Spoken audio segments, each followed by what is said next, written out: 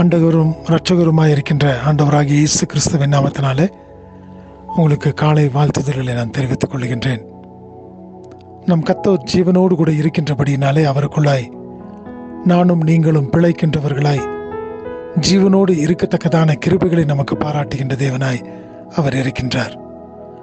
நன்மையும் கிருபையும் உன்னை தொடரும் என்று சொல்லி நமக்கு தேவன் சொல்லி இருக்கிற விதமாக நம்முடைய ஒவ்வொரு நாளின் பிரயாணத்திலும் கூட நன்மையும் கிருபையும் நம்மை சூழ்ந்து கொள்ளத்தக்கதாய் நம்மை தொடரத்தக்கதாக தேவன் நம்மோடு கூட இருந்து நம்மை நடத்துகின்ற தேவனாக இருக்கின்றார். ஒவ்வொரு நாளை நாம் துவங்கும் பொழுதும் தேவன் தம்முடைய நன்மையினால நம்மை ஆசீர்வதித்து தம்முடைய பலத்த கரத்தினாலே நம்மை வழிநடத்துகின்றவராய் நமக்கு ஆலோசனை சொல்லுகின்ற தேவனாக இருக்கின்றார். அப்படித்தானே முந்தைய நாட்களை நாம் தாண்டி வந்திருக்கின்றோம். ஒரு நாளும் நான் செய்து விட்டேன் என்று சொல்லி அல்லது என்னுடைய சுய பலத்தினாலே நான் இந்த நாளை கடந்து விட்டேன் என்று சொல்லி நாம் நினைப்போம் என்று சொன்னால் அது தவறுதலாக காணப்படும். ஆனால் அதற்கு பதிலாக ஆண்டவர் என்னோடு கூட இருக்கின்றபடியினாலே நான் இந்த நாளை தாண்டி வர எனக்கு கர்த்தர் உதவி செய்திருக்கிறார் என்று சொல்லுவோம் என்றால் தேவனுடைய நாமம் மகிமைப்பட அது ஏதுவாக காணப்படும். எனக்கு பிரியமான சகோதரனே சகோதரியே, இந்த புதிய நாளுக்குள்ளாய் நானும் நீங்களும் பிரவேசித்திருக்கும் பொழுது இந்த நாளிலும் கூட தேவ வசனம் சொல்லுகிற விதமாக சங்கீதம் 17வது சங்கீதம் 8வது வசனத்தில் நாம் பார்ப்போம் என்று சொன்னால், கண்மணியைப் போல என்னை காத்திருளும். இந்த இடத்துல நாம் பார்ப்போம் என்று சொன்னால் தாவீது ஒரு விண்ணப்பத்தை ஏறெடுக்கின்றார். அநேக காரியங்களை சொல்லிவிட்டு வந்துவிட்டு அவர் சொல்லுகின்றார், என்னுடைய வாழ்க்கையிலே என்னுடைய ஒவ்வொரு நாளின் காரியமும் நான் இப்படிப்பட்ட விதத்தில் நான் கடந்து செல்லும்படியாக இருக்கின்றது. ஆகினாலே ஆண்டவரே, என்னை உம்முடைய கண்மணியைப் போல நீர் காத்துக்கொள்ளும்.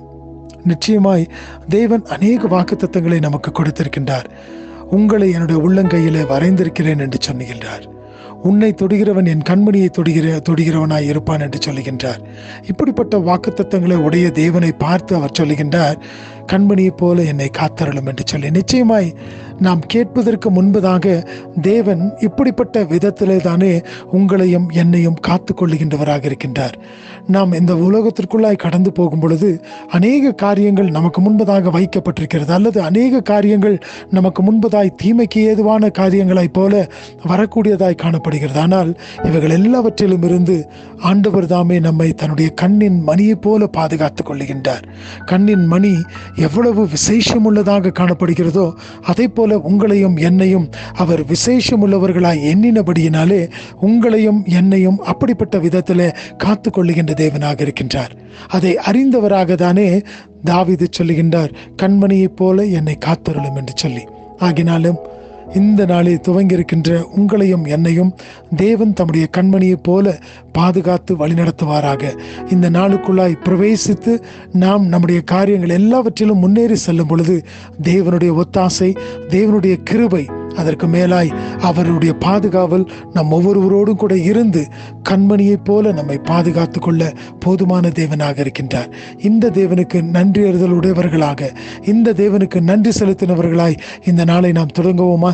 தேவன் நிச்சயமாய் நம்மை காத்து தப்புவித்து வழிநடத்த அவர் போதுமானவராய் இருக்கின்றார். ஆமென்.